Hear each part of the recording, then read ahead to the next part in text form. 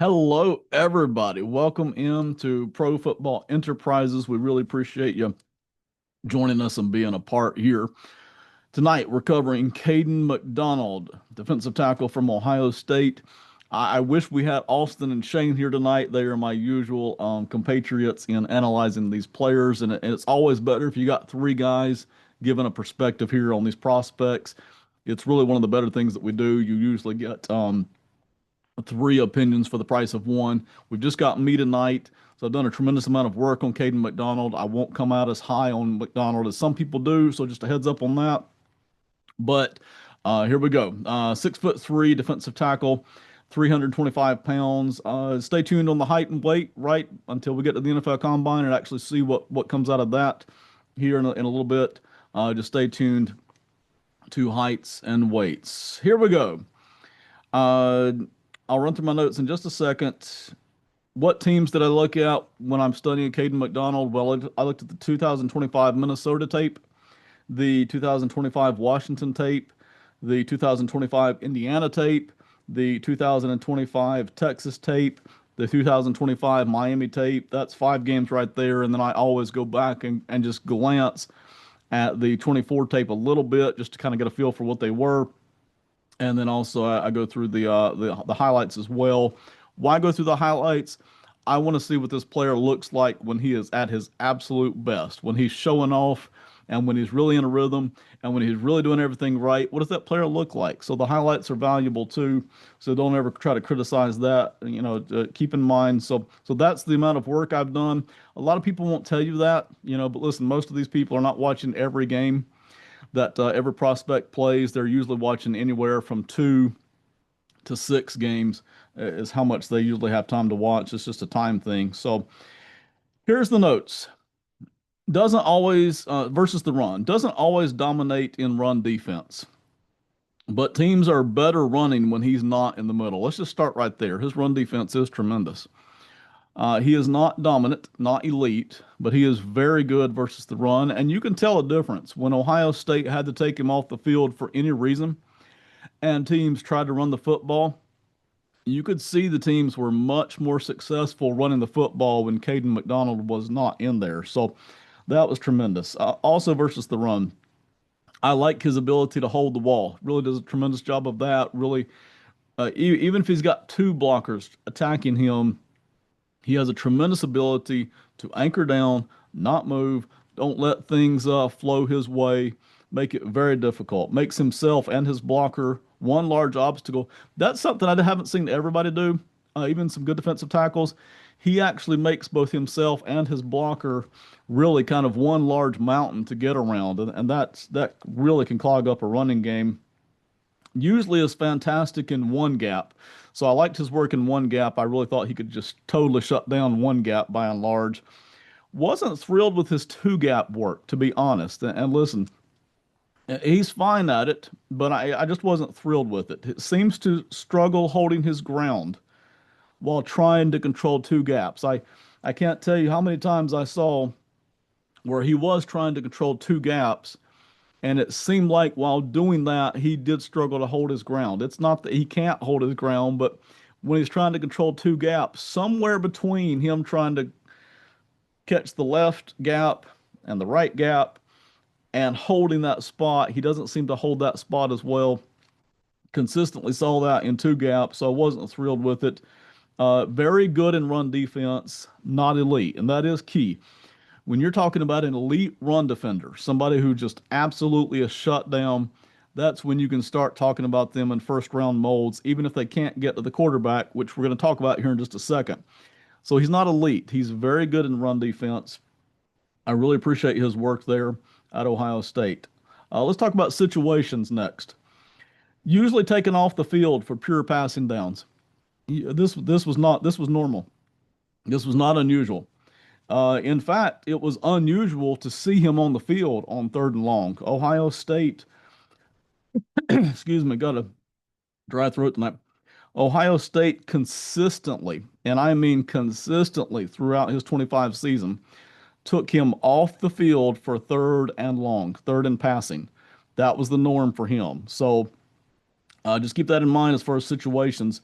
As a matter of fact, often on first downs, if Ohio State wanted to increase their quarterback pressure or if they wanted to increase their versatility, they took him off the field even in those situations as well. This gets to be important when you're trying to decide whether or not this guy's a first round draft pick. And most of the mocks I've seen him on have him listed as a first round pick. I mean, consistently. And I respect the people that do the work. I really appreciate the people that are doing the work. And I've heard a couple of draft analysts who I respect. I really enjoy listening to them. They do a tremendous job, who have him up here in the late first round, mainly because they feel like he can get to the quarterback to some degree, in addition to being very strong in the run game. But listen, it was normal for Ohio State to take him off the field on third and passing down and on first downs when they wanted to be more flexible or when they wanted to increase their quarterback pressure. So just keep that in mind as you're analyzing Kayden McDonald. Footwork. The footwork looks good to me. Moving forward, left, right, quick feet, efficient, fluid, comfortable. I thought the footwork looked very good. You can't always say that for big defensive tackles. That was something that did stand out to me. I thought the footwork looked very efficient and fluid. Versus double teams. Again, if you're talking about how high to draft a guy, do you draft him top 10? Do you take him in the first round? Does he settle back in somewhere? Double teams can be a big differentiator. I rarely saw him split, push, or control double teams. And he got double teamed a fair amount, right? But I rarely saw him split those. I rarely saw him push those. I rarely saw him control those. In fact, you can often see him being driven out by a double team. So while he can control one gap very well, and while he can surely push around one-on-one blocking when it comes to run defense, when he was double teamed, a lot of that went away. So keep that in mind when you're looking at him. Pass rush. This is the big one, okay? This is the one where if you're wanting Kayden McDonald first round, I mean just automatic first round lock, this really is the big one right here as far as where to draft Kayden McDonald. Just don't see anything here to consistently threaten the quarterback. Rarely saw a move, no consistent pocket collapsing, no consistent bull rushing on passing downs, no explosiveness or quickness to the quarterback, not winning hand battles to create pressure or stress of any real kind. I did see one really nice sack versus Washington. That was in the fourth quarter, and he played a pretty good game versus Washington. In the fourth quarter of that game, there's a beautiful sack. I mean, just tremendous. And I saw one swim move versus Indiana. Okay, I'm not saying that he never trots out a move, but I didn't consistently see the moves. I didn't consistently see bull rushes that were impressive. I didn't consistently see any kind of stress on the quarterback on passing downs. And that's the reason why I don't have him as a first rounder. And that's the reason why Ohio State took him off the field for third and passing. It's the reason why Ohio State would sometimes, occasionally, not as often, but sometimes take him off for first downs too, depending on what they were trying to get done defensively. And he's a heck of a player. I really respect what he's done and what he can be. But when it comes to pass rush, I just didn't consistently see any kind of hopeful glimpses of a pass rusher. And again, I've heard from not one, but two guys in the industry that I respect. I value their opinions, and they both say that they have seen Kayden McDonald do this, but I didn't see it in the games I watched. And I told you which ones I watched. That's Minnesota, Washington, Indiana, Texas, Miami. I didn't consistently see it. So perhaps it's on another game tape, or perhaps it's just not consistently there against the good teams. Let's talk about flexibility. Plays defensive tackle, really does not offer anything at defensive end. It's not unusual these days, right, to see a big defensive tackle float out there to defensive end for some reason. Didn't see much of that here at Ohio State. I'm not saying that he can't do that. Just don't consistently look for him to offer anything there at, excuse me, at defensive end. Tackling. Solid, but not impressive. Usually wraps up, but not always. Rarely succeeds on diving tackles and doesn't make many tackles when one arm is engaged still with a blocker. This goes back to the two gap stuff that I said he didn't control very well. He struggled to anchor when he was controlling two gaps. He also struggled to one arm tackle. Again, I don't mean to drag him down, but when you start thinking about top 10 draft picks or first round draft picks, and especially guys that you might would want to control two gaps, right? You start to think about the fact that they can anchor down and not be moved. And while doing that, they can make one arm tackles to either gap. He struggled with that. He really struggled to bring a guy down with one arm when he was engaged in a block and trying to control two gaps. So again, the tackling is fine. He's definitely doing a decent enough job at tackling.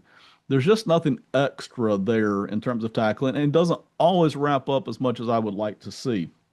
So for that reason, all these reasons combined, this is a guy I would love to have on my football team, but I just don't see first round material here. And it kind of surprised me.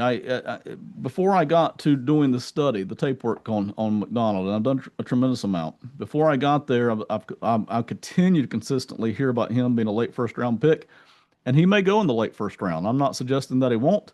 Some NFL team may look at him and say, "Yep, that's the guy we need. Let's take him pick, 27." And if that happens, I'm not going to fuss about it. I have no problem with it, especially in this draft in which honestly picks 22 through 50, I think you could just about shuffle them all around, and there's not a huge difference in my mind based on what I've seen. But I just don't see anything here that would stamp a first round grade on Kayden McDonald. I've really got him just a shade ahead of Kristen Miller from Georgia, a defensive tackle that we've also covered here. Some of you have done a tremendous amount of study on your own, and maybe you've come to a different conclusion and you see something different. That's fine. Put it in the comments. Not necessarily so that I can learn. I've already done my work and I've already made my report, right? But if you want to share your opinion, your information with other people who come and view the video, by all means, especially if you've seen something there on the pass rush side that I just have not seen. Okay, this is the Box Score Network. We really appreciate you jumping in tonight, and hope you enjoy the off season as we rapidly, rapidly. It will not be long, and the draft will be right on top of us. We have a lot more prospects to get to before then. So thank you very much. Have a great one, and goodbye.